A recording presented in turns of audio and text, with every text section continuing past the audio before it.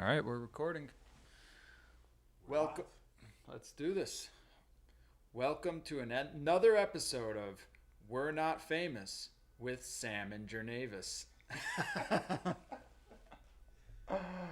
Let me say that because this is the tag phrase, the catch line.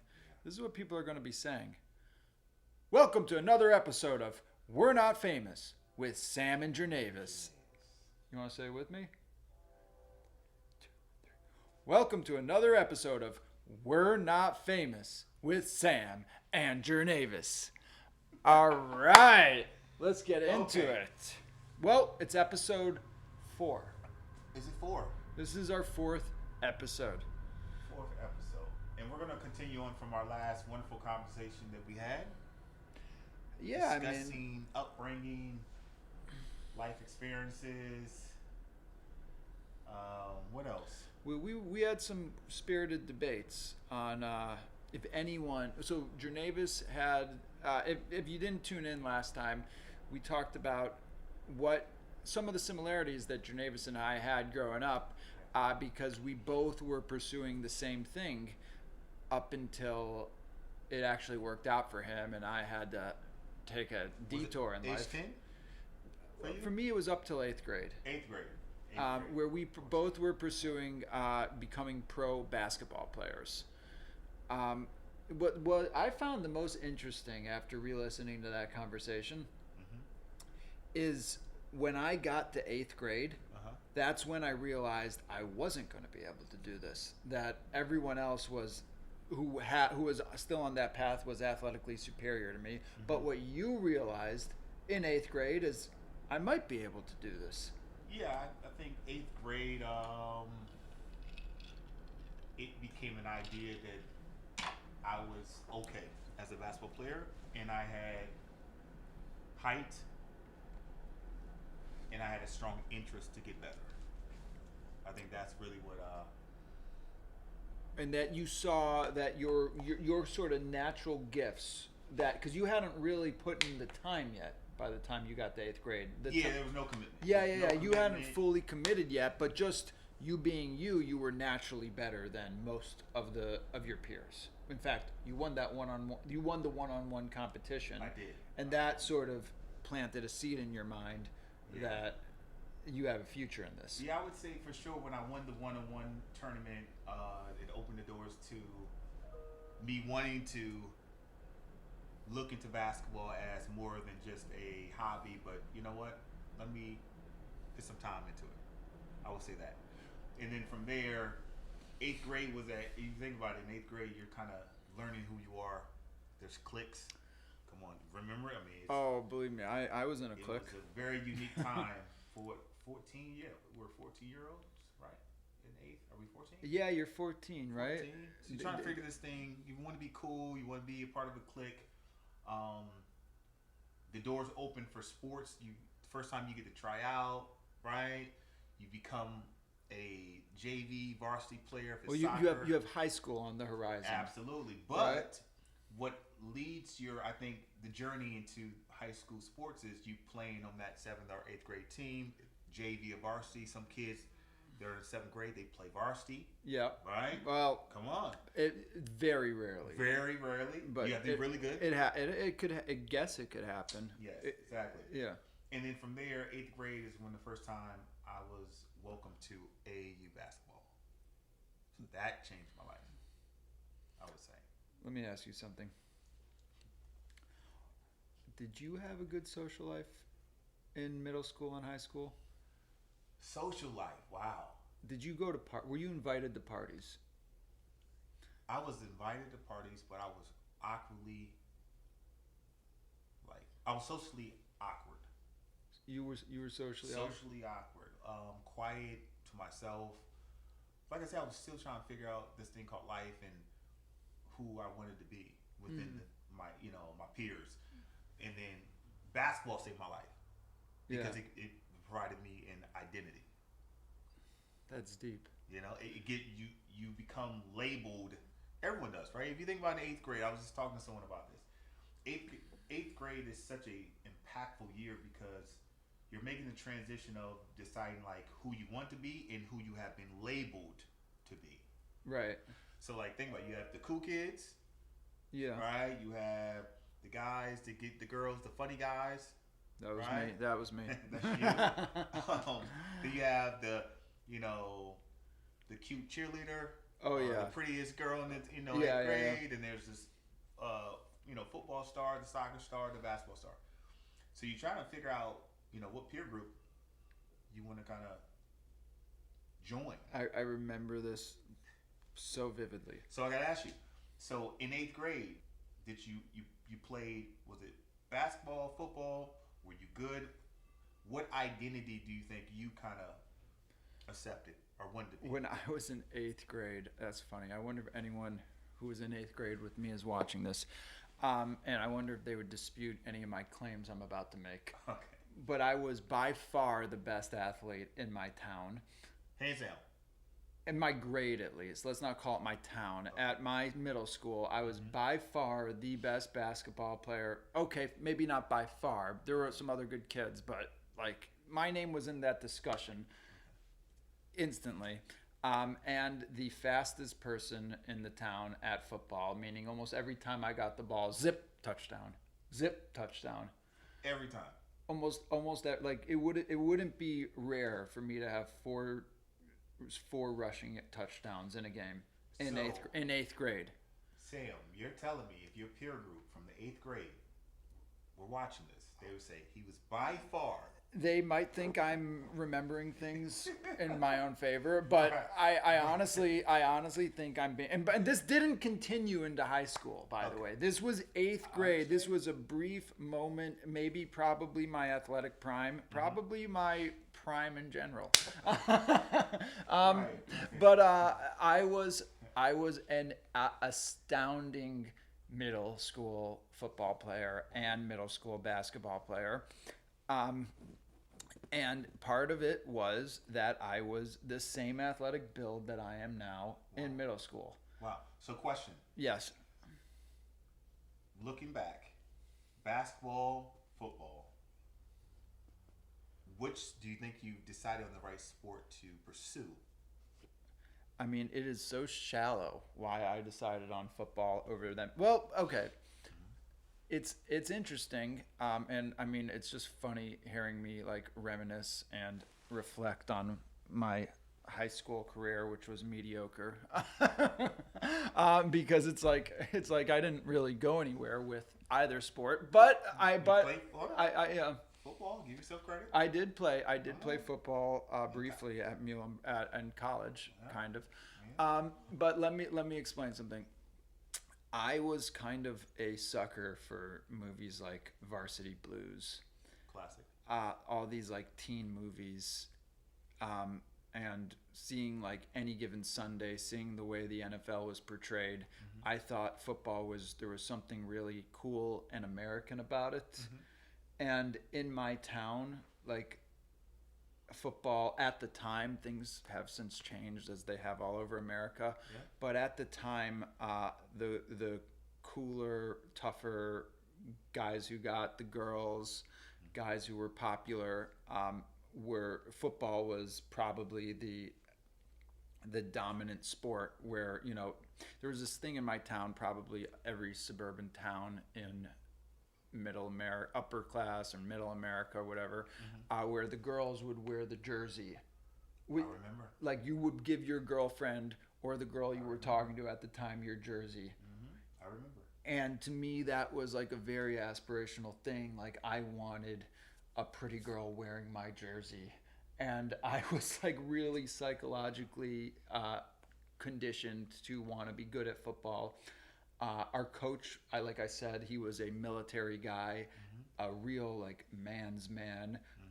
Treated when you were 14 years old, he talked to you like you had done, a tour in Vietnam, and like so that was kind of appealing to me. Like when you're a young teenager, you want to be treated like a man, you want to become a man. So I kind of gravitated towards football, and I had also, after playing AAU. I played on this team with a bunch of inner city guys, I mean, I'll just say it. I was me and one other guy. We're the only two white guys on the team. Only two white guys on the team. Was this in New York City?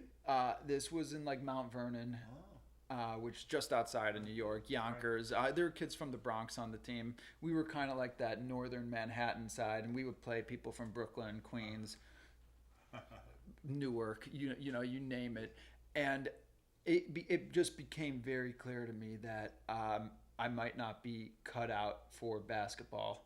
That I would either have to take 10,000 jump shots a week. Got it. Sure. And it just got harder, and like especially in my own hometown, I thought that all the kids who were playing football were higher status. So to make a long answer longer, I thought that I would, like, if I think back of it, I thought that I would get higher status in high school if I played football and excelled at that rather than basketball. And I knew I was already good enough that I could kind of coast onto the varsity team. Got it. Yeah. So then how did you had to be pretty good because you received a scholarship or partial scholarship to play football, I was a good. I didn't get a scholarship. I played D3, which they recruit you. Yeah, for They sure. recruit you, and it can help you get in. I actually was waitlisted to my college, and then I said I'm playing on the football team. Okay. I committed to playing football, and then they said you're in. Oh, that's simple. It was that simple. It was actually that simple. What was your best year in high school? My junior year of high school, the first play of the season, touchdown pass to Sam, like What? yeah, Right? and I was really fast. I was a really fast kid, like running the 40-yard dash 4.6. Right. I could probably still do that too. Absolutely not. No, I think I'm a better athlete now than I was then. Seriously? I really do. My dad was really good at developing my hands. Got it. He would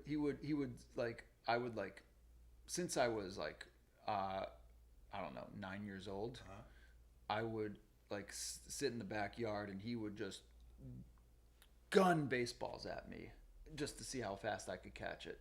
Same with footballs. He had a great arm. Gun him at me.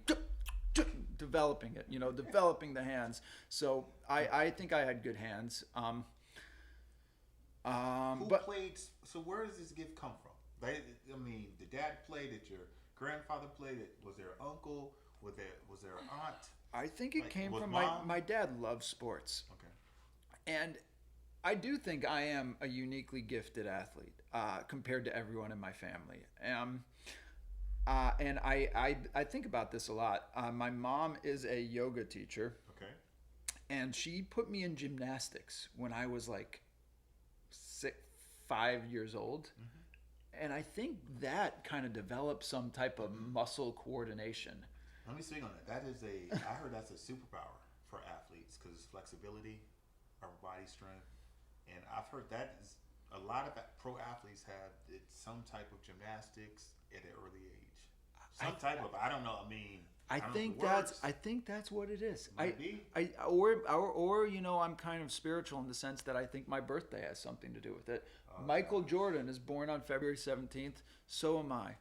This is oh my goodness. There could be some similar. I don't know. But listen, back to the story. So, mom, dad, you believe gymnastics? Was there no uncle? Is there anyone else in your family that played sports on a high level, either in high school or in college? There is no one in my family who is a particular grade athlete. No one in my immediate family. We actually do have a family member who is an Olympic swimmer, but that is, I don't even know if we have any similar blood. That's like a third or fourth cousin. Okay. But part of it is I looked in this is you're really getting me to reflect. I looked in the mirror one day. I thought I was skinny. I never did anything to like develop my body. I never worked out a day in my life until when I was 9 years old, right? And then I remember looking in the mirror and realizing that I had a pot belly. At 9? At 9 years old, I got a pot belly. I'm fat. I had this thought. I mean, some people might think this is an unhealthy thought or like body dysmorphia or something, but I saw clearly that I had a pot belly. There was no denying it. And I remember freaking out. What do? I'm fat. How do I get skinny? 9 years old. Yeah, and so Unaware. yeah, Wow. and it might have been my dad. It might have been someone said do push up. You do push ups and sit ups. Yep. That's what I was taught too. So I remember in fourth grade, no one had ever taught me how to do a push up. I just like seen it. Mm-hmm. You know, I don't know. Maybe you Remember the Titans or something. You see people doing push ups. Yeah, for sure. And I remember doing push ups. And I could like barely lift myself up. Yeah. But I was like, all right, I'm not going to stop until I do 5. Wow. Determination. Then I do 5. Then, okay, I'm tired now. Okay, now I'm going to do 5 more. Right. And I remember looking at my arm afterwards. I did 50. I made sure I did 50. Wow. Like 10 sets of 5 at 9 years old. And I remember pulling up my sleeve, looking in the mirror and looking at my arm and just seeing it like swelling. Was there more muscle than? Yeah, I saw that it had like grown. Well, no, you didn't hear the question. Was there more muscle than I see now? There, yeah. Well, now you know I don't do any type of weight training, and I kind of, you know, it's just so much boxing that I try not to get it. I try not to put any muscle on, but yeah, no. I'll show you pictures. I was like a bodybuilder. Wow. When I was in 8th grade. It was ridiculous. And when football, you did have to lift weights, right? And then in football, you know, tossing up 225 10 times, stuff like that. Yeah. I kind of got on that path, but it started with that one morning I did 50 push-ups, and by the time I started to the time I ended, I noticed a visible change, and I realized that, you know, you can take control over your body, and you can change the way you look through willpower, determination, and you know, action. Yeah. And that's kind of stuck with me. Got it. So, how would you describe your upbringing in 3 words? Fuck. 3 words. F-U-C-K. No.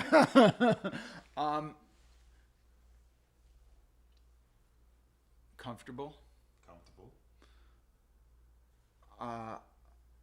Fun. Okay. And athletic. Wow. I'm gonna say I'll give you my 3. Yeah. Number 1, I would say athletic. I would say that for sure. Number 2 would be challenging. And number 3 would be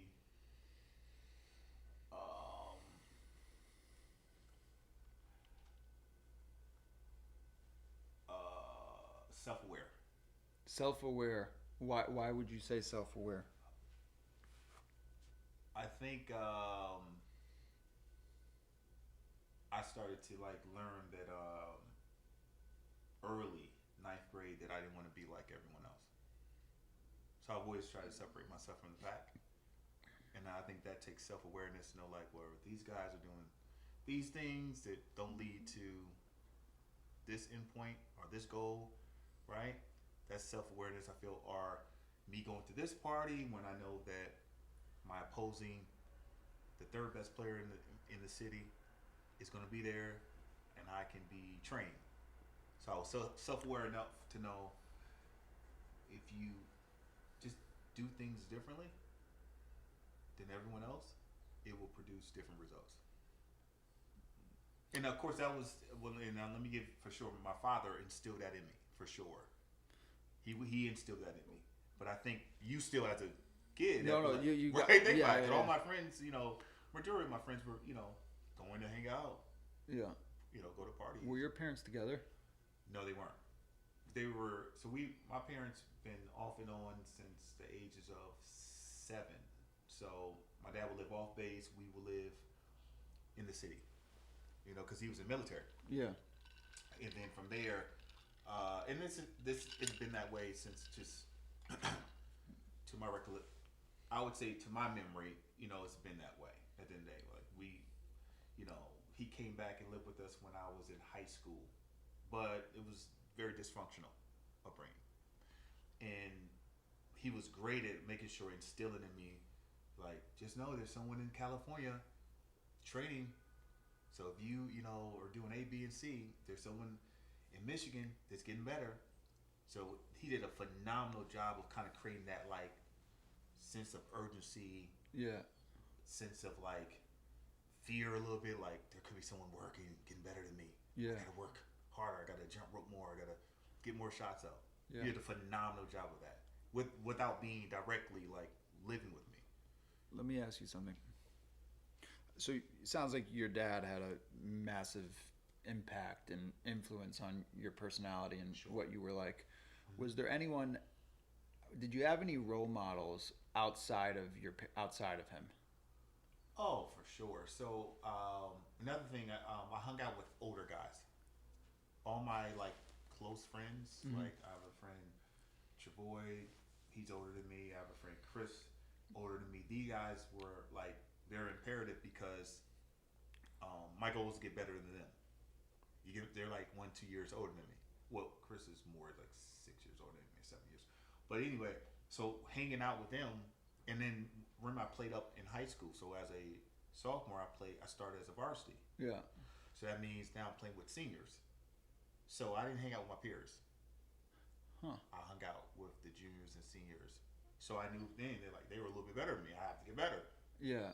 I always hung out with older guys. See, that's always how it is for athletes. Yeah. But it gets kind of weird your senior year. Yeah. When it's like you've kind of been neglecting everyone in the grade. They've all formed their cliques. They all have these memories and experiences together. And now you're kind of like, well, where the hell have you been? Absolutely.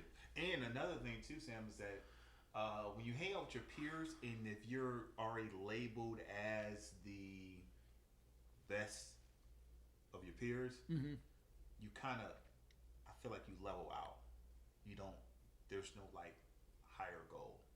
Because when you hang out with That's your peers, kind of what happened to me in a way. Yeah. You see what I'm saying? Cause Yeah. guess what? 'Cause we're all playing. It's like, so I'm beating you 1-on-1. I'm better than you. I'm starting on varsity. Yeah. Like they praise it. They praise you. You're the man. Yeah, it's kind of like why I think in boxing it's important to spar other gyms. Absolutely. I totally. Because you get so comfortable with the guys you work with at your gym, and maybe you build rapport. You don't want to hurt or embarrass them. Absolutely. And then you might get an ego. Well, I'm the best in this gym. Absolutely. Yeah. And that's what happens. So the good part that I think I kind of figured out is I got to hang out with guys older that are better than me. Yeah. So now I have something I'm reaching for.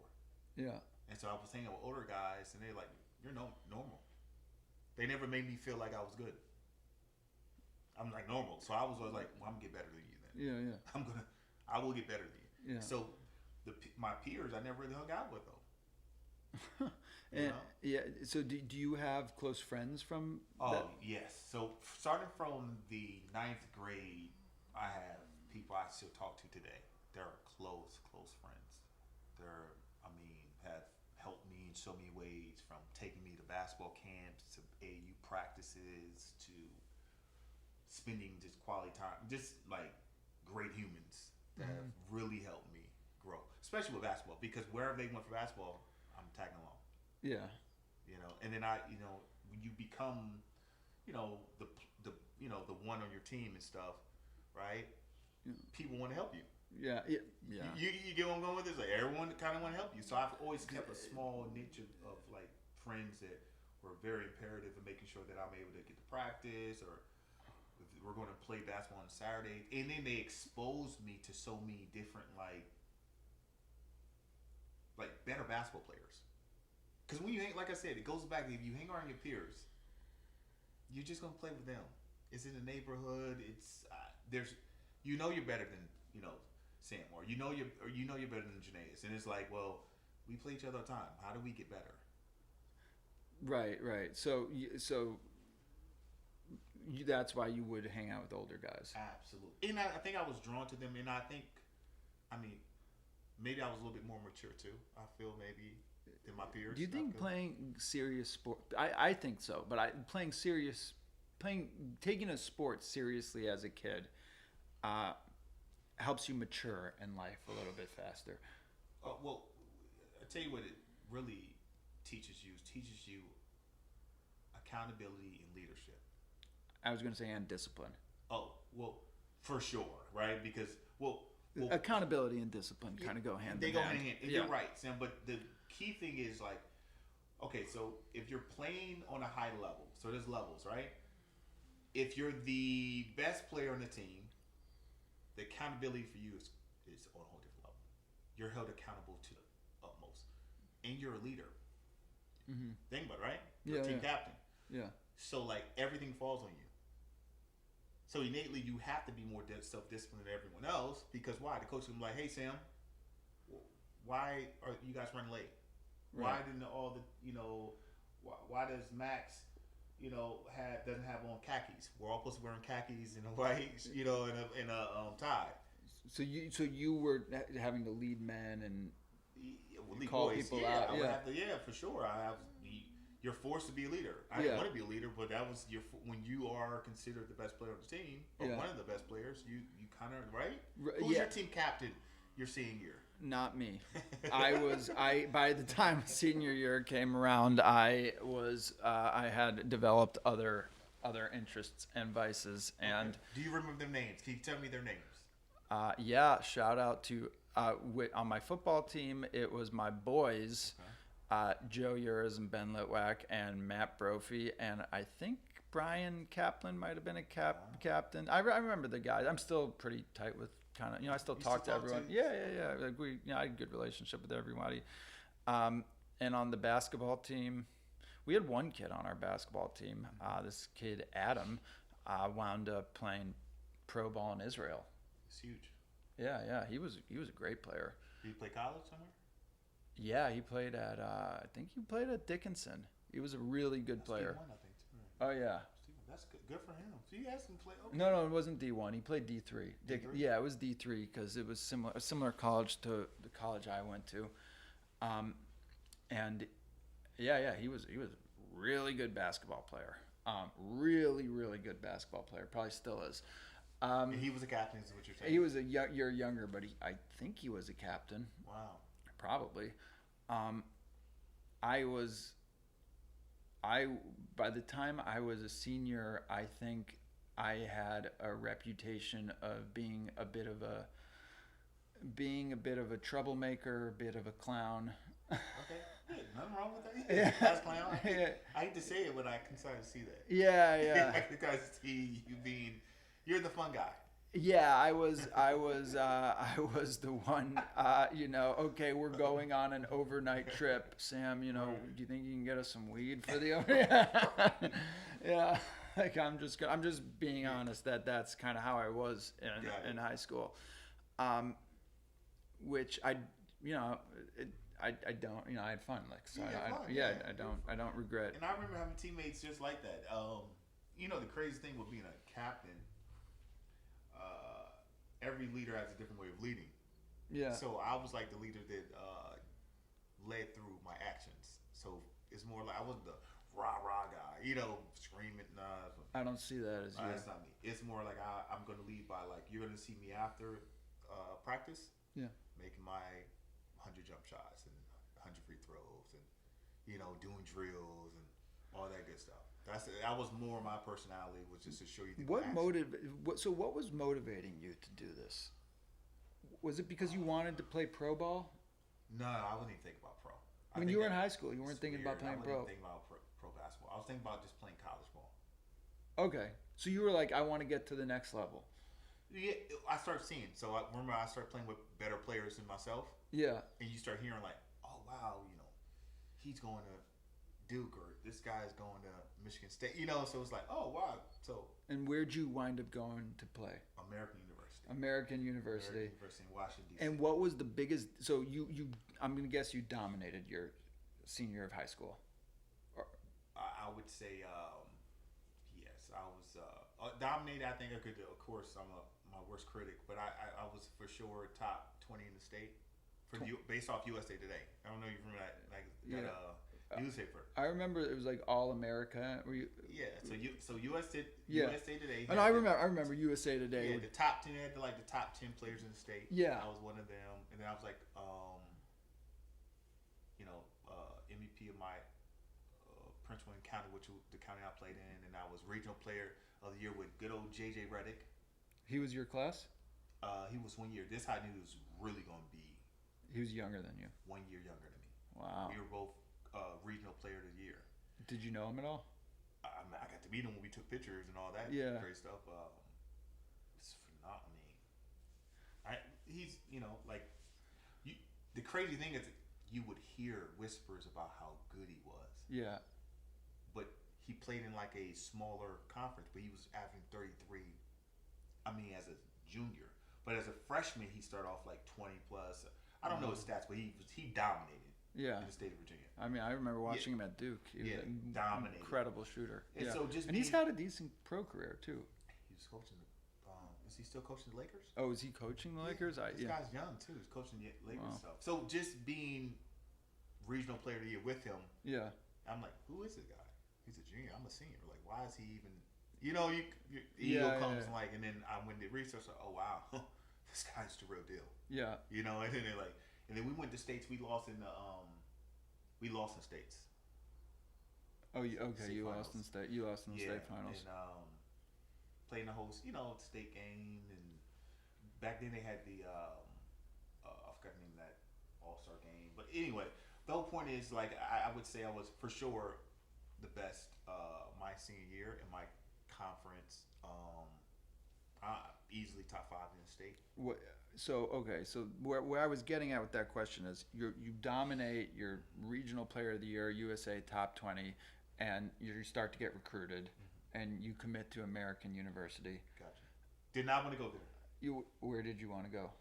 I was looking at Penn State. Oh yeah, what happened? This is where you need the guidance of like someone that's thinking like pro. Yeah. I wanted to stay close to my mom. Oh yeah. Worst decision ever. Oh, why do you say that?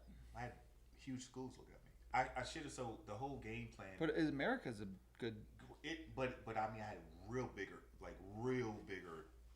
Interesting. D1 schools looking at me. Yeah. And they wanted me to do Hargrave. You remember Hargrave? Hargrave was like it's like a prep school. It's like 1 year in between college, and then so that gets you another year of development with like serious coaches. So my year, that's when everyone started doing 5 years. Yeah. And that gets you out of here. Interesting. So I remember my pop's like, you have these schools that want to pay for your scholarship. Why you want to, And I'm thinking like, I had other coaches like, yeah, you need to do it. You can go way bigger. But you didn't listen to the coaches. No, listen to mine. You listened to your dad. Yeah. And you think that was a mistake? Mistake? I don't know if it's the right term as a mistake. I just feel like you always woulda, coulda. You always think about if I would have went to a 5th year, how would my career would be, right? Yeah. I went to college at American. I was, I had a great. I mean, it was a wild guy. Well, I wanna. So, you ever see that movie He Got Game? One of my favorite movies all the time.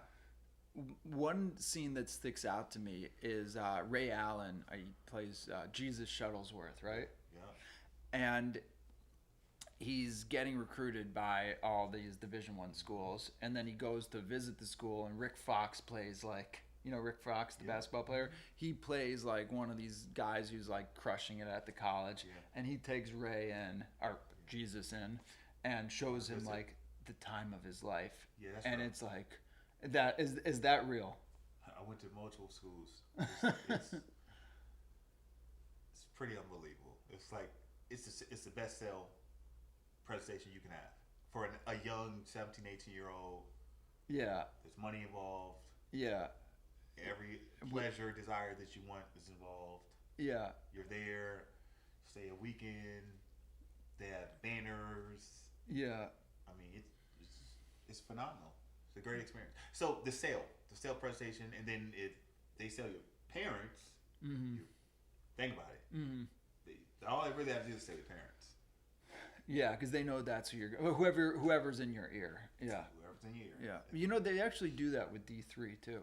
I believe, yeah. Like when I was deciding, because I actually did play football my freshman year, and I went. I would go to different schools, the Centennial Conference, and you stay overnight with a player on the team, and they take you out, you go to parties, and you get to see the guys, and then you kind of can decide like where you had the most fun or where you think you'll have the best experience. But I bet with Division I basketball, it's probably a little bit different. It's pretty illegal. Oh, we will talk off. We'll talk off camera about that. It's pretty illegal. It's a great time. No, listen, it's an experience I tell people all the time. If you can't go to college, it's paid for. Try it out. Yeah. Today every kid wants to kind of go to the pros. So, now I want to get to the question: is what was the biggest difference with playing Division I basketball versus dominating at your high school? Oh man, grown men. Yeah. Remember, you're coming in as an 18-year-old. Yeah. You're going against 21, 22. Some of these seniors are older. Guys who have been lifting weights for 3 years before you. Playing 4 years before you. Playing with future NBA players. Yeah, absolutely. Playing with future NBA. Being trained by NBA coaches and trainers in the summertime. Been playing on TV for the last 3 years. They're calm. Yeah. They've been doing they can walk into a game like, hey, young man, calm down, you're good. They would need to coach you because you're like 20,000 people, and you're. Are they nice to you? Nice. I don't know if that's the right word. I think so. When you come in as a freshman, you have a mentor. Okay. So that mentor, my mentor wasn't nice. He was not. Haze me.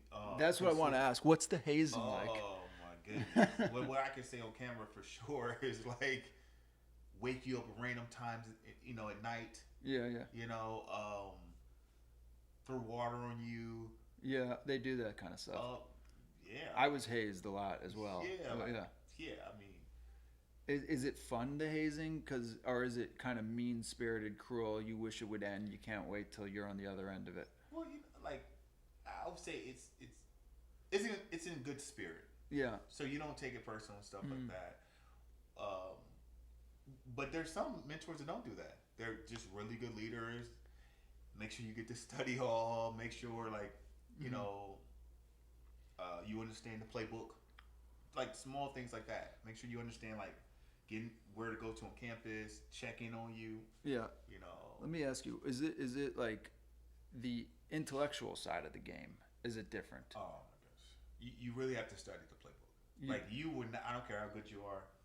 That's what overwhelmed me when I get to Division III football and they hand me a playbook that's like 200 pages long. Yeah, you have to know the playbook. Yeah, you have to know the press. You have to know out of bounds plays.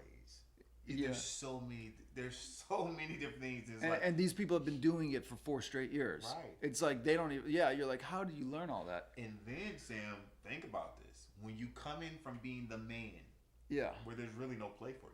Yeah, you get the ball. You get the ball, and you do whatever the hell you want. Yeah, what you want. Yeah, it's life changing. You're like, oh wow, I'm not the man anymore, and it's not. It's a difference because these guys are really good. Mm-hmm. So you really get to kind of measure yourself from oh wow, there's levels to this. Yeah.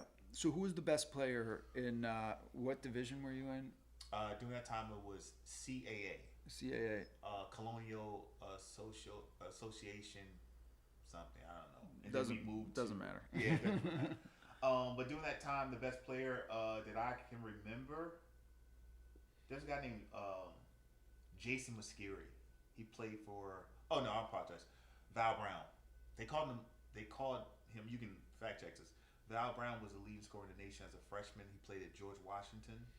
They call him Baby Allen Iverson. Yeah.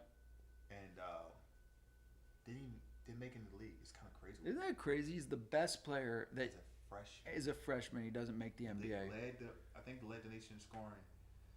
Yeah, Val Brown, beast. I remember seeing him. He's from my area, so he's from the Northern Virginia, DMV area. He's a beast. He was like a superstar even in high school. And he was a beast. Anyway, the reason why I say him is because one of my favorite players was Allen Iverson. Yeah, And Iverson. he played just like. Well, he was from where you're from, kind of, right? Yeah. He's from Southern. Yep. West Southern. Virginia or Southern? No, he's from Hampton. Hampton, Virginia. Hampton, Virginia. Yeah. Hampton, Virginia, stuff like that. So yeah. So anyway, the whole point is like when you go to college, if you're not, I went with two other highly ranked, highly touted basketball players. They didn't make it to the second semester. Why not? It goes back to like it's the first time you even remember. First time like you have freedom and autonomy. Really to do whatever you really want to. Yeah. Now, as an athlete, the D1, yeah, you have a schedule. But your schedule doesn't start to guess what? 4 or 5 p.m., which is practice. We had practice, then we had mandatory study hall, one-on-one tutoring, and then we would have to go to what they call it the TDR, which is cafeteria to eat, and then you go to bed, or you could go have fun. What about film?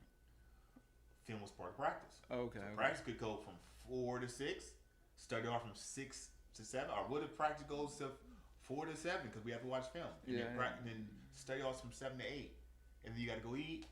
Yeah. And then you got to do it the next day. Yeah. And then we had early morning practices sometimes too. Yeah. Yeah. So and then there's something called life. Right. So like, what's crazy is like those two got teammates. They didn't make it just because like, I mean, you have access to women, you have money. Do you get money in college? Yeah, you have a kind of like a credit card. Yeah. Like, I mean, I don't know how much the amount was. It was a lot of money. Where I would bring like guys from home. They come up, they would just get food, get wherever you want. Oh man, you're the man now. You're the man now. Yeah. Not only that, think about the people on campus, peers, because you can think about it. You can go. I got it. Yeah. You can do that for women. Yeah. I'm just saying, like, you're the man. You're not using none of your money. Yeah, and did you have any aside from basketball is basically your life from 4 p.m. on? Yeah. Were you interested? Did you have any other interests when you were in college? Outside of basketball, like were you thinking about like that? That there might be a life for me, like one day where I'm not playing basketball. Or it's crazy. That's a great question because when I think about it, people's like, "Why'd you go to college?" Yeah, I get that question a lot. To play basketball. Like seriously, there's no other reason for me. Like, they're like, "Well, why'd you go to college?" And my school's known for communications. We're one of the #1 schools for communications. Well, that's what you clearly picked something up. You guess clearly so, picked something up. We were in a big podcast studio. Right. But the crazy thing is about that is like, I really went to school for basketball. And like you had to. Well, you're kind of getting paid to be there. You're not the way that kids are today. Correct. But you got a scholarship, which is worth a lot of money. Yeah. There's a lot of people who would. At that time, it was like $30,000 to go to. I think it was $30,000 to go to American University a year. Yeah, I believe it. I mean, now it's probably 60. Yeah. And a lot of people would trade positions with you. Absolutely. Yeah. So, but I mean, you, this was all you knew, really. That's all. Listen, that's the only reason. I remember speaking to the academic advisor. She's a phenomenal woman. I wish I could remember her name. I used to be in her office all the time. She would help me like do my work. Mm-hmm. I mean, she was a phenomenal human. Wherever you are, I hope God bless you 10 times fold because she was phenomenal. Because I was struggling academically, for sure. Really? Do you remember what your GPA was? I got kicked out of college my freshman year. No way. Yeah, my. Oh, this is tea, baby. Yeah, this is. Why'd you get kicked? Did you get kicked out for academic purposes? Yeah, for academics. Yeah, academics. Well, it's kind of interesting. Do D1 players go to class? When we want. I mean, honestly, when you want to. Did you do homework? I had. That's why I said the lady that's the academic advisor. Yeah. She was a great human. But I had. Did she do your homework? No, I had women. I mean, you had women do your homework. Okay. Women and then we had a tutor too. He was a great guy. This guy was from great guy. Yeah. He dealt with so much craziness from us. What'd you major in? Basketball. I mean, you didn't have an academic major? I think I did communication. Oh, you did communication. That makes sense for you. They selected for me. Okay. So I just went with it. Like I said, it was nothing intentional. Yeah. I wasn't intentional. Like, I'm gonna go to school for this and A, B, and C. Mm-hmm. You know, what did you major in?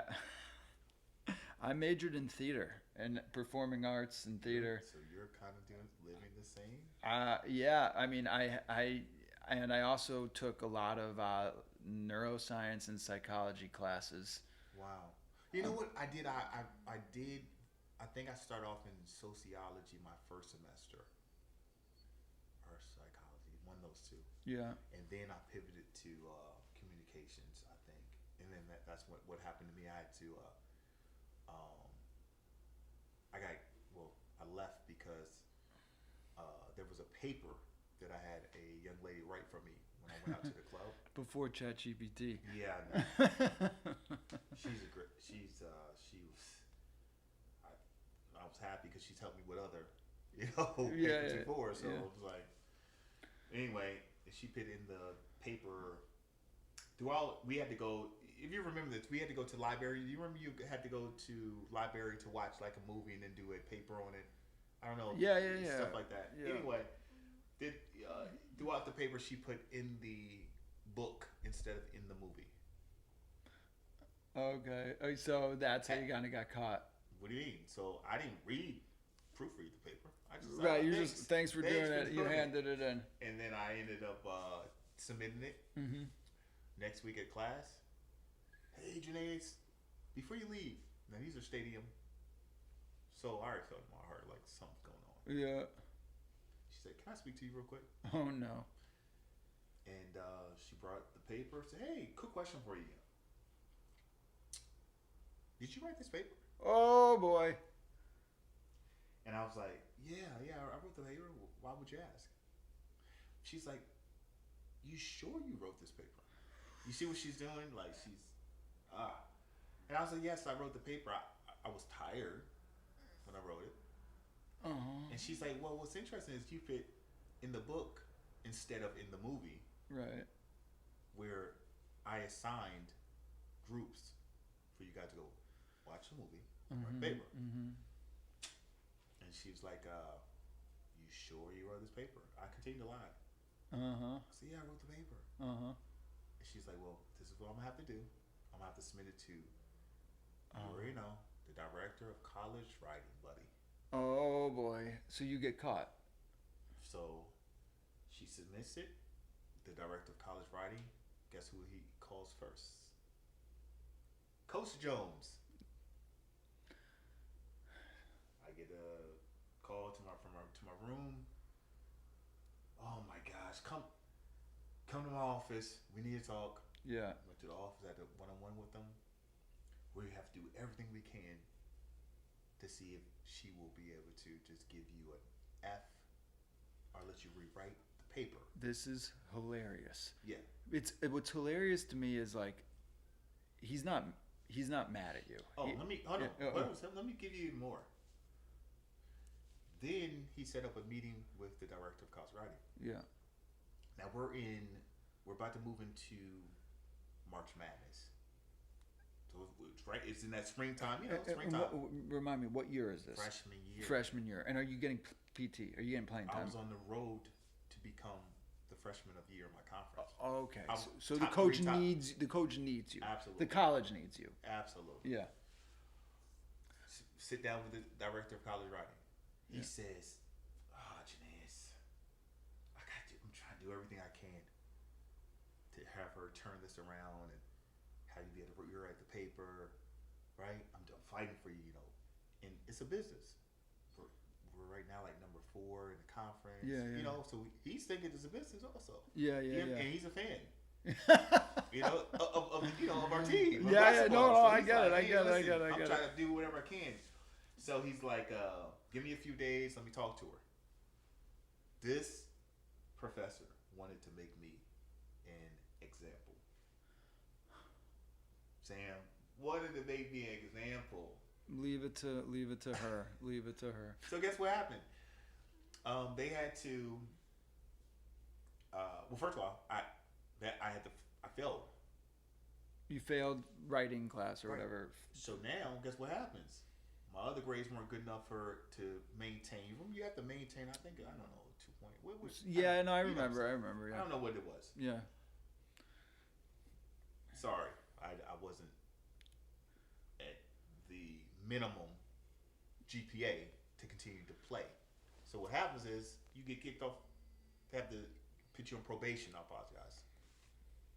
She got academic probation. Academic probation, and I was like, no, I don't want to do that. This is where the ego comes in. I had to call, my mom. Oh, it's gonna be okay. I'm like, you have no idea. This is crazy. I'm going crazy in my mind because then you know who else I have to call next. Pops. What's his response?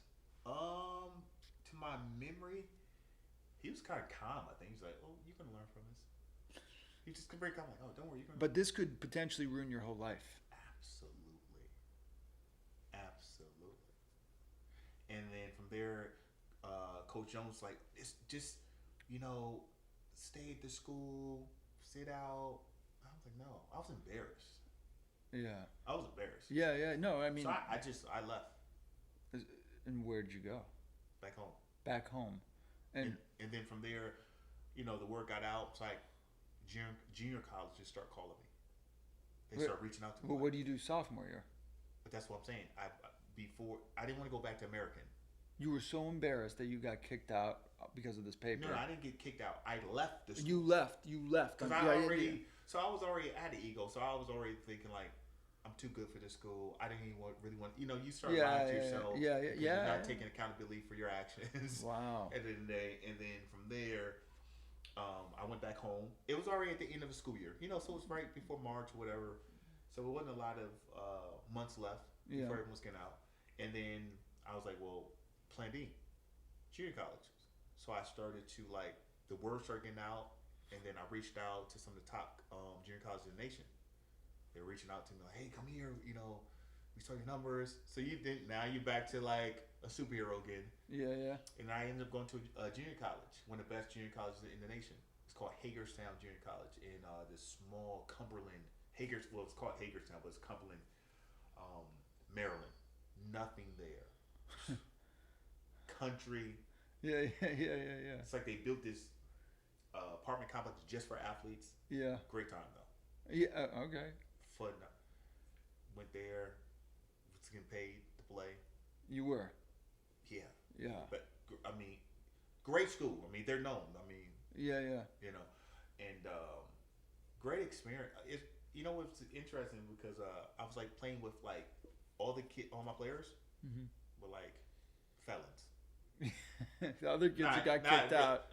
Kids that did not weren't able because of grades or because of behavior. They weren't able. Great players. Some of the best players I've ever played with in my life. Wow.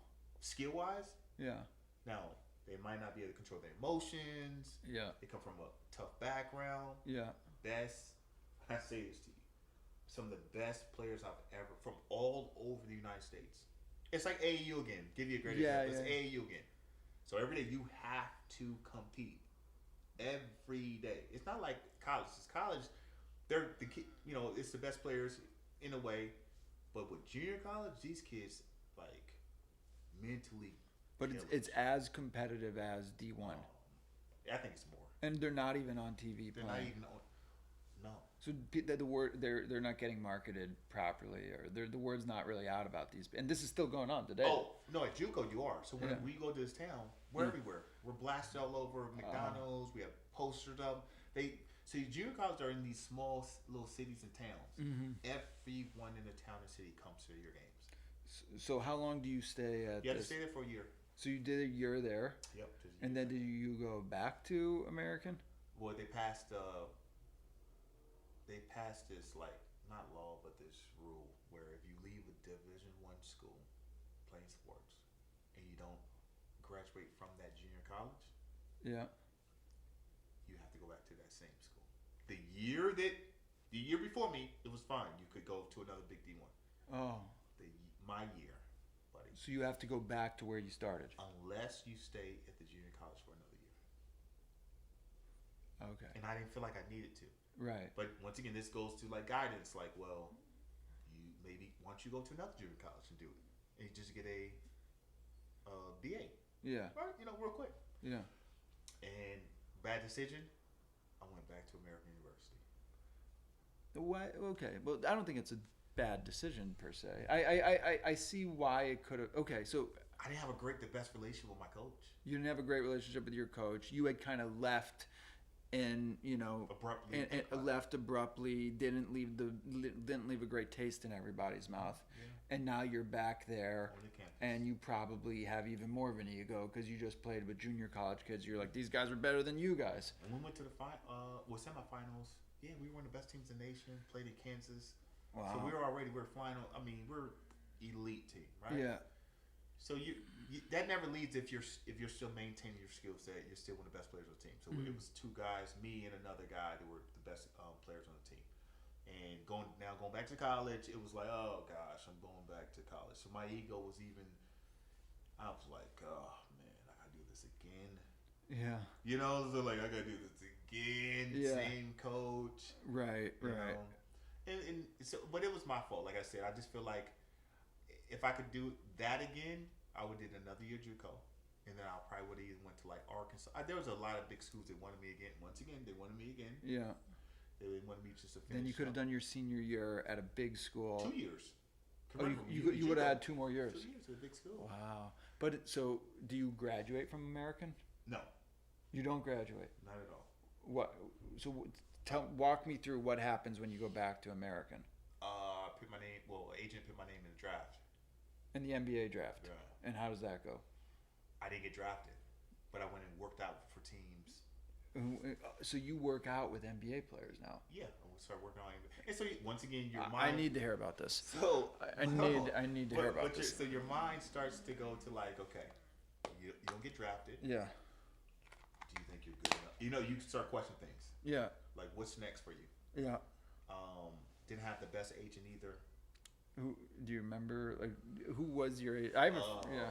And was he with a big agency or was he was just part of the agency, but he was on the way out. He didn't feel. And how do you meet your agent? It's crazy. It's like when you start playing in pro-ams in like the DC, Maryland, Virginia area, you start just to meet people, and people like, hey, you have an agent. That's what happens when you start playing in these pro-ams and stuff. You get seen, and people like, you have an agent. And then also, I had another teammate, Andres, that played on the Puerto Rican national team. Okay. So I started hearing him talk about agent stuff. So like I learned this stuff through other players.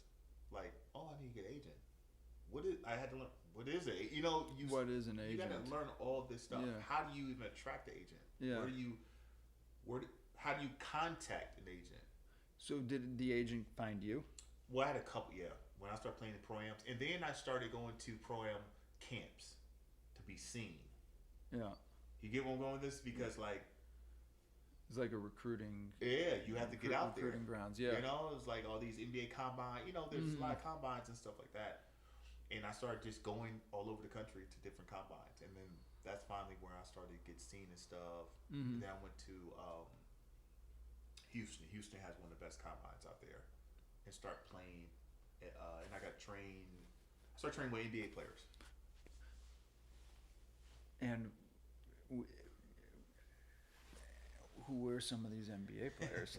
and what year? So what year is this? This is 2000 and I think 2004, 2005. So you're 23, 24 years old. No, 22. I think 22, So 23. Yeah, just 20. Yeah. So I'm just gonna do some math for you. You're born in 1981. So it's 2003, 2004. It has to be 2004. That's what. Yeah. Okay. 2004, Yeah. 2005. Yeah. Okay. Yeah, 2004, 2005, and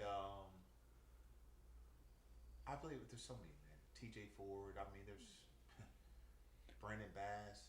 You see these guys. This like, is when LeBron was coming up too. We're all around. Yeah, everybody's around the same age. Big Baby. And a Big Baby, that guy from the Celtics. Yeah. Tino Mobley. Oh, there's so many. These are guys that were. I'm just saying some NBA guys. There's a lot of NBA guys that I've been blessed to play against and train with. Yeah. T Mac, one of the best players I ever seen in real life. Yeah. Hands down. Did you ever play with him? Yeah, we played like in the pro-ams and stuff in our camps and training. We used to play like 3-on-3s. He was just by far everything was effortless. So what's the like? Are, you're playing at an extremely high level your whole life, basically from high school, college, Yeah.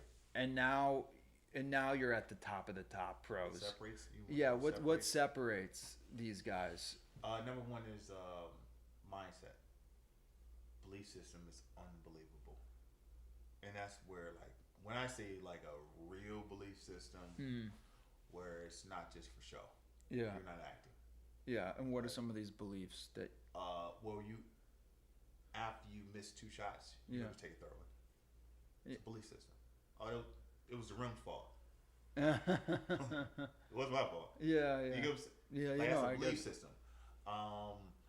Another form of belief system is like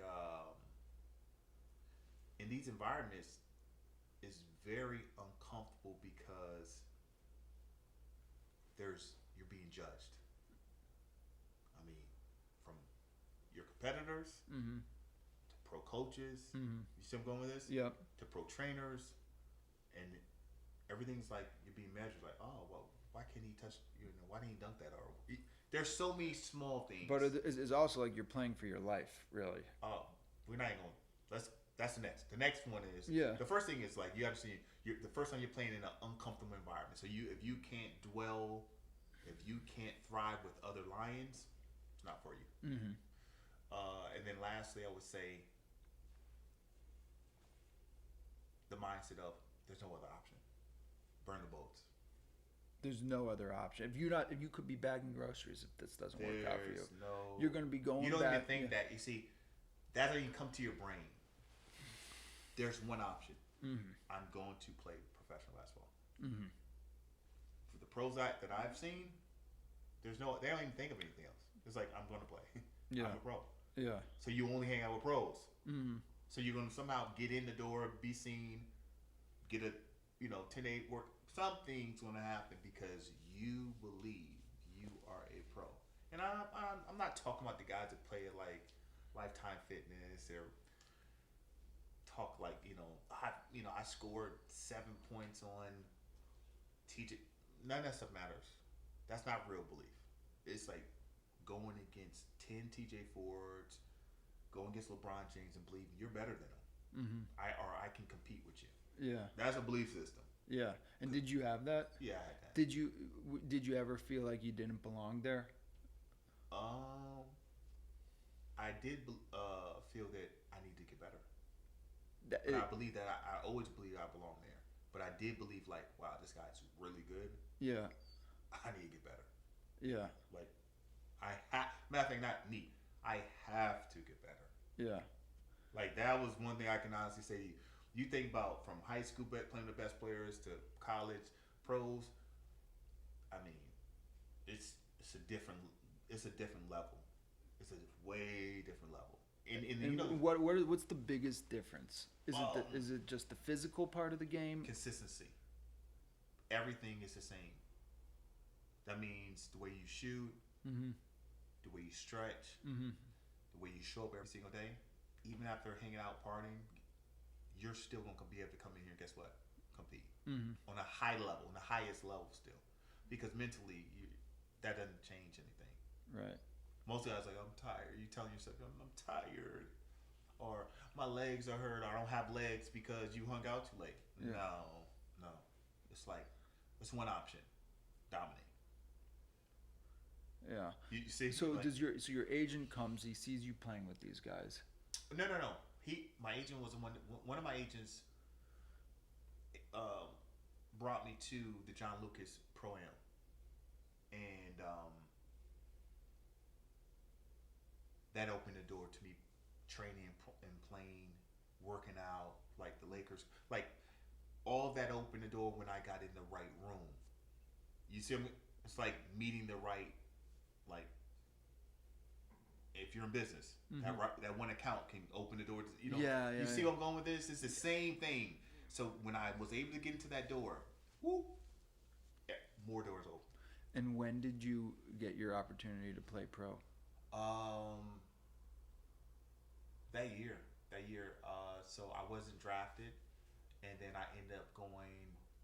Well, first of all, I played in what was it? What was it called? The CBA. CBA. I remember this. I remember the CBA. This is before the. I think NBDL. I think NBDL started like 2005, 2006, right? I remember. I used to watch some of those NBDL games. Yeah, and then I started there first. Did really well, Mm-hmm. and then from there, more agents saw me, Mm-hmm. and then went overseas. Went to first place was Germany. You went to Germany. Went Where to in Germany. Germany? It was a small city called Jena, Jenna. Yeah. And I remember getting the contract, and it was Christmas time, and I was like thinking in my mind, like, tell my family, like, I'm going. And they were like, no, what do you mean? Because, this is before, like, going overseas was like a little bit of a fear. Yeah. It wasn't like how it is now. Like, it's a cool thing to do, so like, go play pro. It's also like right around still 9/11 area. Yeah. We were at war at that time. Come Yeah, on. yeah. So there was a little bit of fear from my family, but Mm. I'm going. This is my life. I'm gonna play. Like I was locked in that I'm gonna play professional basketball, Yeah. and then from there, more doors open because everything is about performance. Your product. Mm-hmm. So if you're not performing, it's a cold world. But when you get overseas, are you the best on the team? I became the best over the team, but I played with a really good German team, and I had national players. And then I had, and so during that time, you can only have 2 American players. Oh, really? Yeah, so I'm competing with you. So me and you I meet you, get off the plane. I'm like, hey, buddy, how you doing? I'm Jernavis. And so I was already, it's funny because I was the type of guy who would meet up with you, say, hey Sam, let's go grab some food and stuff. Yeah. So I know you've been here before me. Mm-hmm. How many points do you average? Okay, 15. Okay, cool. Sam, I'm a scorer. Mm-hmm. I know you like to score. We're the only 2 Americans. Let's work together. So you would do this to the other Americans? You have to, because if not, we're looking at each other mean. We're trying to trip each. Yeah. We're not taking care of each other. We're in another country. We need to be on each other's team. Yeah. Working together. Wow. So I would always do that just to kind of break the ice. Yeah. And were they receptive to that? Not all of them, no. No. You got guys from all different areas, from play high level, like, who are you? Why would you want to talk to me? Oh yeah. Because you're new to the team, like, yeah. You think you're gonna come run the team. That's their mindset, and I understand it because, like, if you do not perform, Sam, they're seeing you back over. It's kind of like joining a new company and being like, okay, which region do you have? Right. Okay, you got the Pacific Northwest. All right, I'll just get, I'll get Texas, Arizona, that area. Yeah. Right? Yeah, for sure. It's very similar to that. So that bonding and that friendship is key to really thrive overseas. Mm-hmm. So, Sam, time? It's been about an hour and change. Anyway, this was a lot of fun. I learned a lot about you, and that's an amazing story. Even to be playing basketball at that level with legends that everyone in the world knows, and that you were incredible. And I guess we can carry on the next episode. But this was another episode of We're Not Famous with Sam and Jernavis. Have a good one. Thanks for listening.